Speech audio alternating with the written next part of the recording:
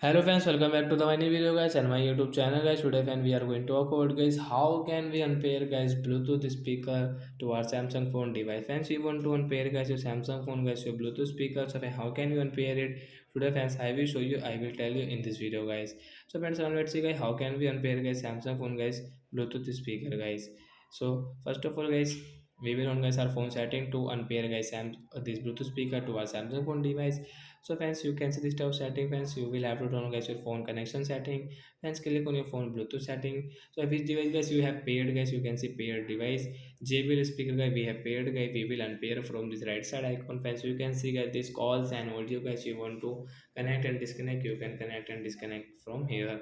So I will click on unpair option. After unpair guys, you can see you need to pair it again guys. If you use again guys the device guys, you will have to pair it again.